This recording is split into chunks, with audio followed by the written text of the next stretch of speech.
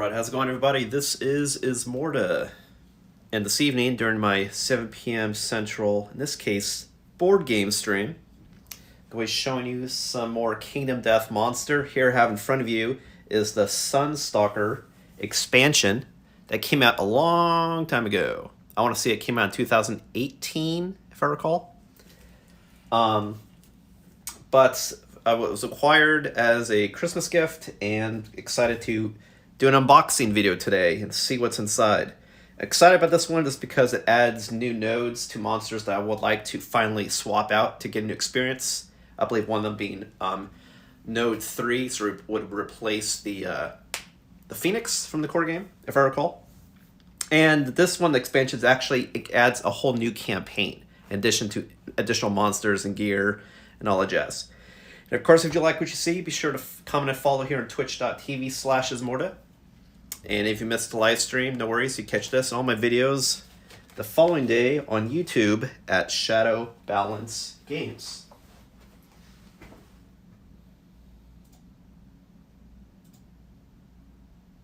Testing 1, 2, 3. Testing 1, 2, 3. Red.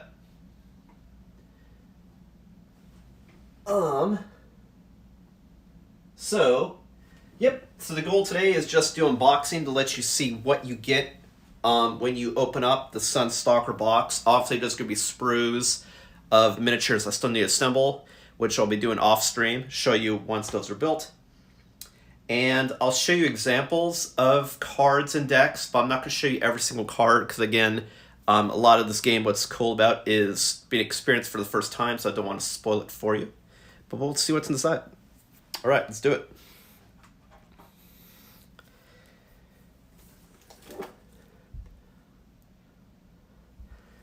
All right.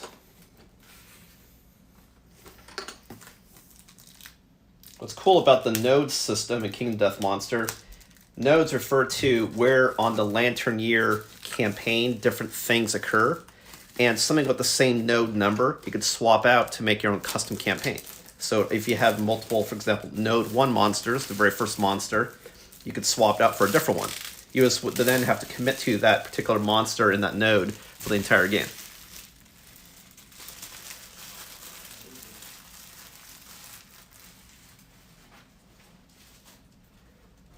But the fact that Sunstalker box, if I recall, also has its own campaign, that would require you to play everything that tells you to play for that campaign, for the, quote, Sunstalker campaign, I would imagine.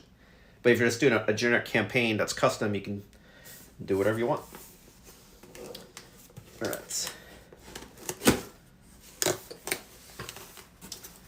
Lots of popcorn. Where am I going to dump the popcorn? I don't want to dump it all over the floor. Let me see if there's a box I can pour that in. Or some vestibule for the time being. Oh boy, this can make a holy mess. Holy mess we go.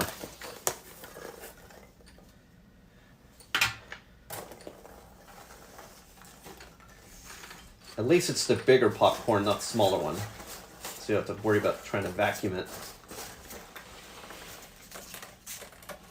Alright, so first to give birth here, we have some sprues. Well, for example, I do want to clarify that. The common thing in hobby is to call these sprues, but in reality, that's not what it's called. These are frames. Where plastic is injected is the sprue, but what you're seeing here that you're holding, it's a frame that has miniatures that pieces that you snap off. There's a whole bunch of different ones, but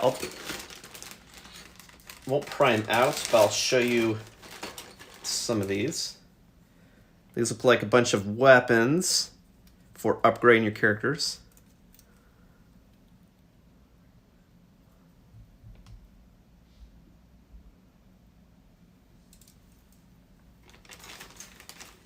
Here we have some frames of building different monsters, of which I don't know yet.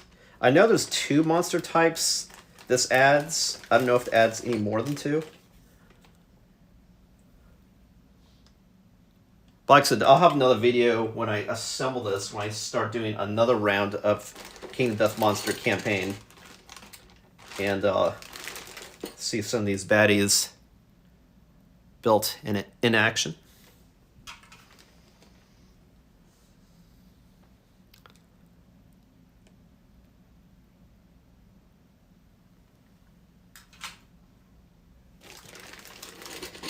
And you can see the Sunstalker is Node 3. He's huge. See, this base is just as large as the Phoenix's base. He's a big boy. Here you have smaller bases, which are the normal spacing that takes 1 square on the game board.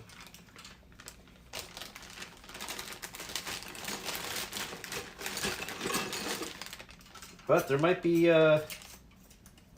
rule sheets and tokens and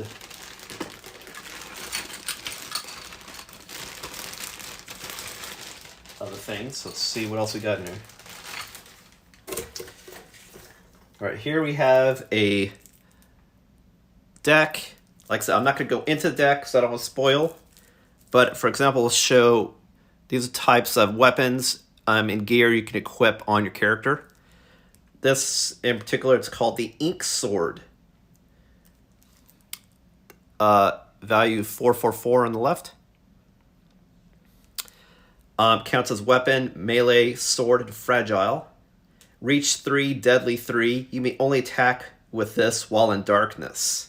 So this looks like it's a pretty decent sword. Actually really good for beginning of the game or mid-game. But you have to be in darkness to use it. So, you know, there might be, being Sunstalker, this whole balance of doing stuff in light versus in shadow, which I'm all about. So, yay. Let's see what else we got in here. We also have a big deck. Now this, and you know what, I'll open these up and I'll show a couple cards. I'm not gonna, like I said, I'm not gonna show all of them, but I'll show a couple. Not just one. We'll see if I have another type of thing. Like maybe a gear or an armor I can show as well.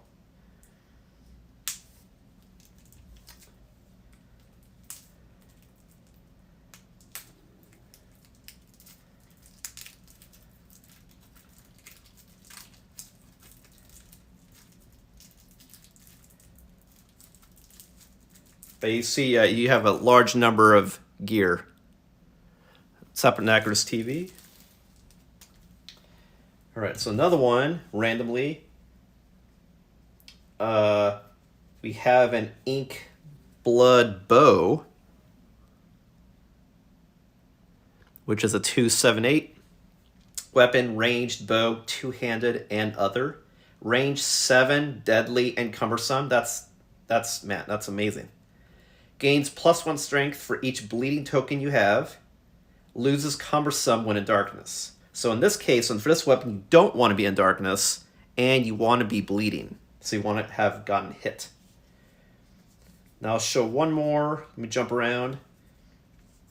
Look at some armor. Okay, so here's one that's called the Sun Vestments. Placement of the gear grid is also important for certain weapons. Like for example, you see it can connect and make 1 red square if another piece on the other side has red.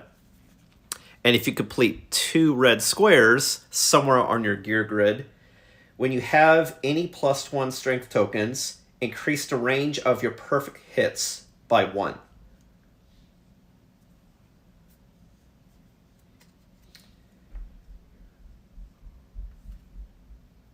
Now, range, I'll have to be careful and look up that word, because are they talking about the distance of your attack, or are they talking about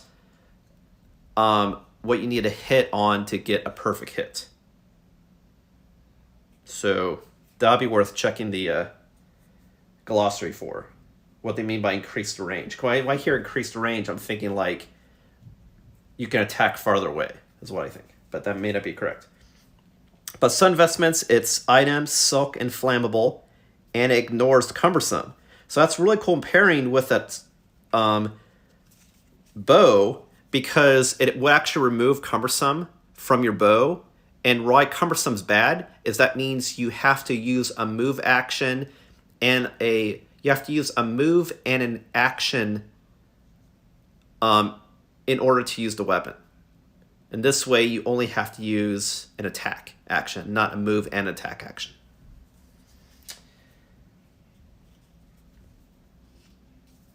Cool.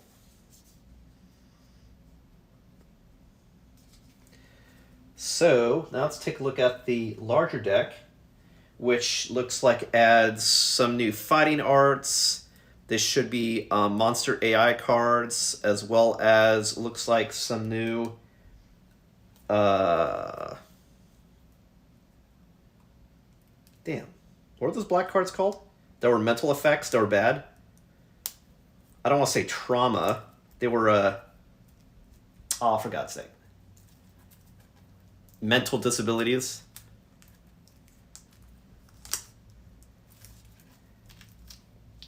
The word escapes me. I haven't played for so long. But they're like mental effects. And normally they're bad, but a lot of them, it basically just makes you in a certain state, which in some certain instances is actually good. But yeah, for example, look at the top one. It's overprotective. And the reason why you see this icon in yellow on the left just means it's from the Sunstalker expansion, so that if you add it to a deck later, you know which ones to add and which ones to pull out for Sunstalker. This says, you love the feeling of being needed. When an adjacent survivor is knocked down, you're also knocked down as you rush to their aid. So if you're near somebody, if someone gets knocked down, you get knocked down too, which is bad. But being overprotective, I'm sure there's stuff in the game that's like, oh, because it shows that you care. And so maybe that'll help certain traits and certain things on the hunt. But in combat, it's bad. Possibly. Here's a fighting art, right? Yeah, fighting art. Burning ambition. When you are instructed to skip the next hunt, you ignore it. So that's really cool because a lot of times when you're disabled for some reason, you can get forced to, you have to rest and skip the next hunt. In this case, you don't have to. So that's pretty good. Now we have Sunstalker AI cards. I'll look at one that's common, so it's not spoilery, because it's a common and it's a mood. This says if I can read, Verdigris Bubble. And this one's a mood. It says, when this comes into play, you do a basic action, whatever that is on the monster, on Sunstalker. And this says, when Solar Flare discards this card, the bubble bursts, spilling a colored haze into the air. The monster absorbs the color from the haze and gains +1 toughness token. So whenever there's solar flares, it keeps getting harder to hit. All right. Now I show you an example. No, because the rest of us are monster cards, so we're not going to show those. And monster hit cards. So it has the whole Sunstalker deck. In addition to, God, I can't believe I forget the name of the black cards. That's mental illnesses. And fighting arts, and you also have secret fighting arts, looks like. And you have resources for the monster, of course. And some new strange resources, like salt. Which I can show that. This says, you may add this to any cooking recipe to gain +1 permanent strength in addition to the recipe's listed benefits when you make recipes. And let's see, here's an example of one of the secret fighting arts, which is Suppressed Shadow. This one says, you no longer cast a shadow and you never hesitate. ignore first strike. On a perfect hit, your first wound attempt of the attack automatically succeeds and inflicts a perfect wound. Well, that's amazing. So if you get a perfect hit, it's even more devastating. If you die during the showdown, place a shade minion in the space you occupied. So I don't know what this is, but it sounds bad. So it's like you become more powerful, but at a price if something happens to you, which is classic KDM. All right, let's see. Now it looks like there's nothing left in the box, but under this cardboard piece is where they protect all of the cardboard from the plastic. So let's drag all that crap out. It looks like there's some punch and a rule book and new stuff for the settlement, including the location. All right. So here's the Sky Reef Sanctuary. I won't show any more than what you can barely make out, so I don't spoil it. You have recipes of things you can make and a gear separator. This is all stuff for the settlement. I know it's sort of like a catch-22. I said, like, hey, it's an unboxing if you're not showing stuff. Like, I want to show you what you get in this and examples of what it is, but I don't want to, like, you know, give away content. All right, so here's the Sunstalker rule book and probably also campaign. Let's see what it's called. Show you what it looks like again. That's the Sunstalker. So here's an example of the Sunstalker miniature on the left, painted, which is pretty cool.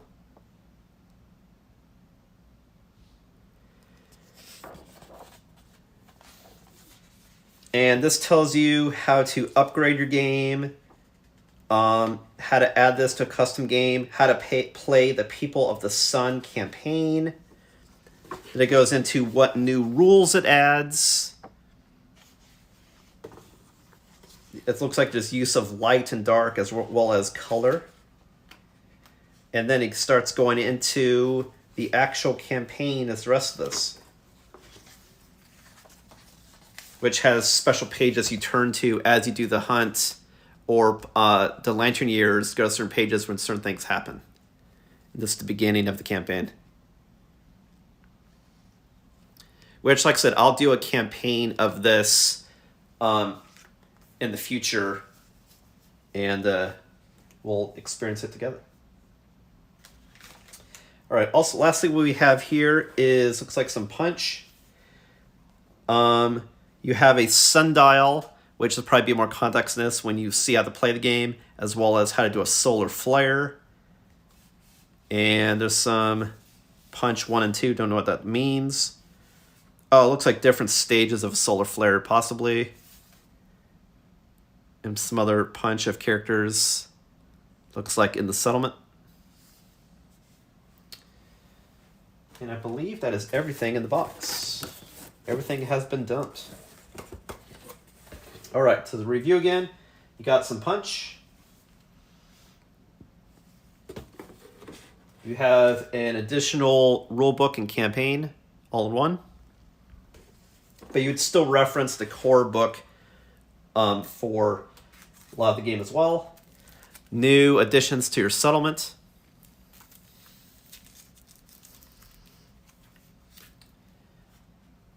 New monster cards, including the hit deck, AI cards, resources, special resources, fighting arts, special fighting arts, and the black cards that are mental illnesses that I forget what they're called.